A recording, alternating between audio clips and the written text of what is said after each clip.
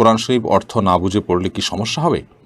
না, অর্থ না বুঝে পড়লে সমস্যা হবে ব্যাপারটা এরকম নয়, এবং অর্থ না বুঝে পড়লে সওয়াব হবে না সেরকমও কিন্তু নয়। আমাদের অনেক বন্ধুরা মনে করেন কোরআন কারীম অর্থ না বুঝে পড়লে বোধহয় কোনো সওয়াব হয় না। এটি সম্পূর্ণ ভুল ধারণা।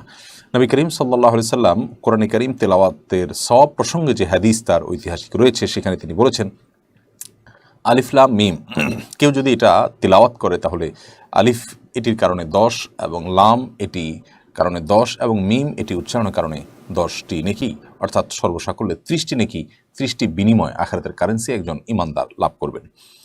এখন প্রশ্ন হলো, আলিফ লাম মিম এগুলোর কোনো অর্থ কি আমরা জানি?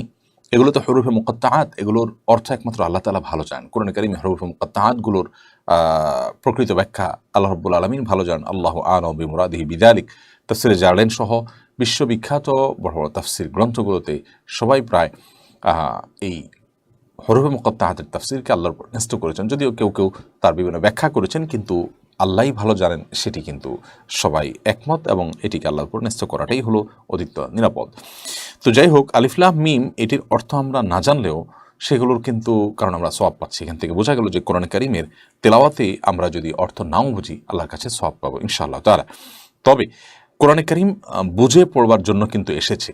আল্লাহ সুবহানাহু ওয়া তাআলা কোরআন কেন দিয়েছেন? আল্লাহ বলেছেন লিয়াদাব্বারু আয়াতিহি, যাতে কোরআন এর আয়াত নিয়ে আমরা চিন্তা ভাবনা করি, গবেষণা করি, আমরা এটা নিয়ে আমরা তাদাব্বুর করি, আমাদের চিন্তা ভাবনা যেন কোরআনের প্রতিটি আয়াতকে, প্রতিটি নির্দেশ, নিষেধ, উপমা এগুলোকে ঘিরে হয়, প্রতিটি শব্দ নিয়ে যেন অ্যানালাইসিস গবেষণা হতে থাকে।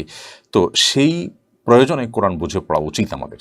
না বুঝে পড়লে আমরা সওয়াব পেয়ে যাব, কিন্তু সওয়াব পাওয়ার জন্যই কোরআন শুধু আসেনি, বা এটাকে সওয়াব আহরণের কোনো বুক বা মেশিন হিসেবে আল্লাহ তাআলা পাঠাননি। এটি পাঠিয়েছেন হুদাল লিল মুত্তাকিন, ইমানদারদেরকে গাইড করবার জন্য। আর গাইডেন্স গ্রহণ করার জন্য আল্লাহ কি বলেছেন সেটি আমাদেরকে বুঝতে হবে।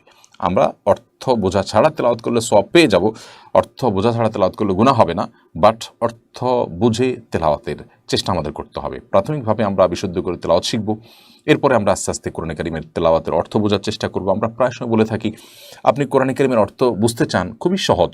প্রথমত আপনি যে কোনো অনুদিত কোরআনের সহযোগিতা নিতে পারেন বাংলা ইংরেজিতে, ইনশাআল্লাহ সেটি আপনাকে খুব সহজেই কোরআনের অর্থ বুঝতে সহযোগিতা করবে। দ্বিতীয়ত, কোরআনিক অ্যারাবিক নামে আরবি ভাষার কাস্টমাইজ একটা ভার্সন আবিষ্কার করা হয়েছে। অনেক গবেষকরা এটা নিয়ে কাজ করছেন। অর্থাৎ কোরআনে যে শব্দগুলো ব্যবহার করা হয়েছে সেগুলো খুব সীমিত। আরবি ভাষার যে বিশাল ব্যাপকতা, সেখান থেকে কোরআনে যেগুলো ব্যবহার হয়েছে শুধু সেগুলো জেনে কোরআনটুকু বোঝার জন্য যা দরকার আরবি, ততটুকু আরবি জানা, এটা খুব কঠিন বা জটিল কিছু নয়। এটা নিয়ে আপনি চাইলে আপনার হাতের কাছে অনেক অনলাইন কোর্সের সমাধান আপনি পাবেন, এবং সেটি থেকে আপনি কোরআনিক আরবি শিখে নিতে পারেন। অতএব আমরা অনুরোধ করব, কোরআন বুঝে পড়ার আপনার চেষ্টা যেন আমরা করি। আল্লাহ তাআলা আমাদেরকে তৌফিক দান করুন।